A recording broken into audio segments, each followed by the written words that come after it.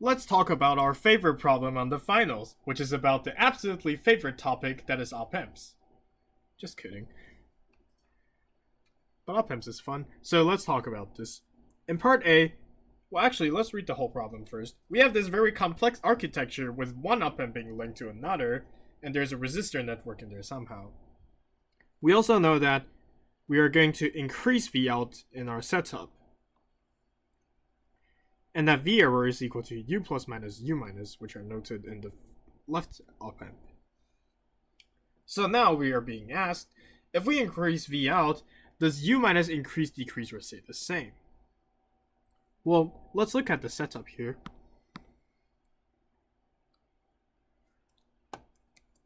And copy it down to somewhere else, which is obviously what we should do. So there we should deal with the golden rule of op-amp, which is that there should be no current flowing into the terminals. Which means that I had a IU minus here, it will be equal to 0 amps. Due to the golden rule being true. And in that case, I will see a current from Vout that flows from here to here, because there should be no current flowing on this route. And what that means is that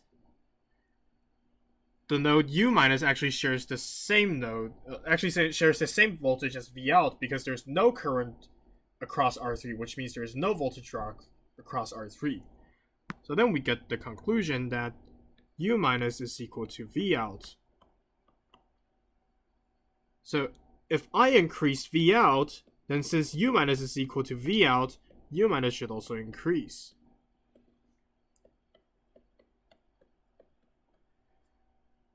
The second part of the question asks me, if U out increase, does U plus do something?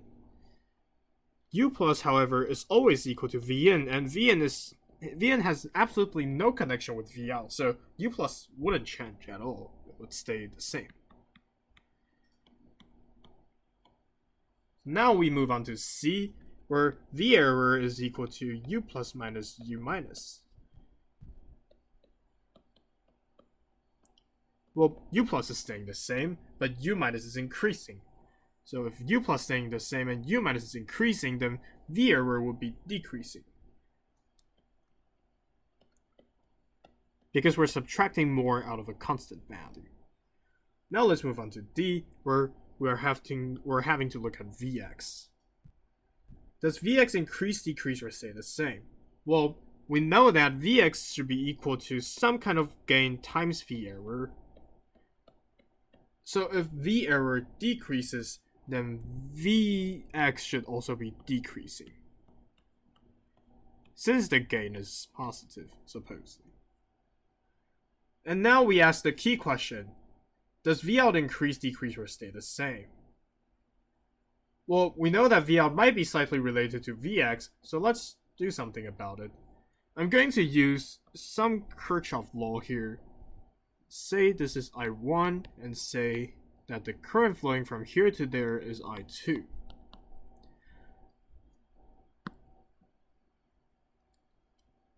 I here know that I1 plus I2 is equal to 0 because of Kirchhoff's law, and because that I1 and I2 are flowing into the node where no current should be flowing out of the node, since if we flow out of the node, it might flow into the terminal, which would never happen at all. I can also determine what I1 and I2 is.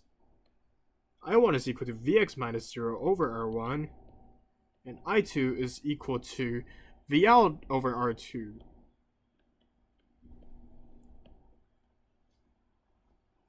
But how do we know that U minus is 0 volts? Well, that means that we'll actually have to first determine that the right op-amp is also in negative feedback. So before we do all of the things about determining how the current is, let's actually do the negative feedback proof first. I know that Vout is equal to Vout minus U minus is equal to I2R2, which this current could be anything positive. And in this case, I know that Vout should then be equal to U minus plus I2R2.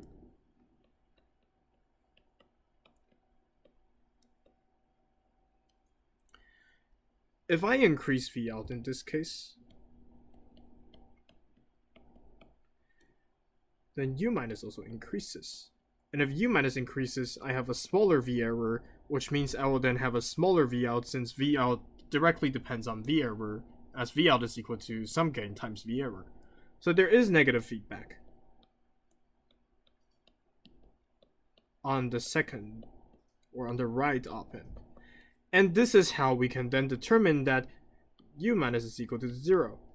Be aware that this U minus we're talking about has nothing to do with the U minus on the left part. Let's put an R here so it's more clear that it's about the right op-amp.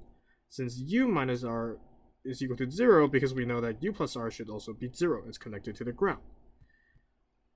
Therefore, we know that I1 plus I2 is actually equal to something else, because I1 is equal to Vx over R1, while R2 is equal to Vout over R2. And then this is equal to 0. Subtract Vout over R2 on both sides, and we get that Vout is actually equal to negative R2 over R1 times Vx. Which means that if I have a decreasing Vx, which I do, then it would increase Vout. Because of this negative sign here. So last but not least, we face part F of the question, which asks us, based on the changes in the node voltages, is this circuit in negative or positive feedback? Well, actually, we'll have to look at how increasing Vout led to another change in Vout. But in this case, through this series of great adventure throughout the circuit, we know that by increasing Vout, we at the end, as part E says, increases Vout. Since increasing Vout leads to another increase in Vout,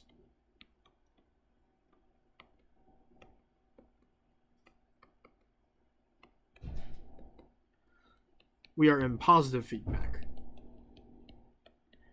As opposed to when we were doing the negative feedback proof in part E, that when we increased Vout in part E, it actually decreased Vout, which means that the right op-amp itself was in negative feedback, but this entire network actually gives Vout a positive feedback. So therefore, we're able to say that for part F, since an increase in Vout leads to a further increase in Vout for the entire network, we'll be able to say that the circuit is in positive feedback.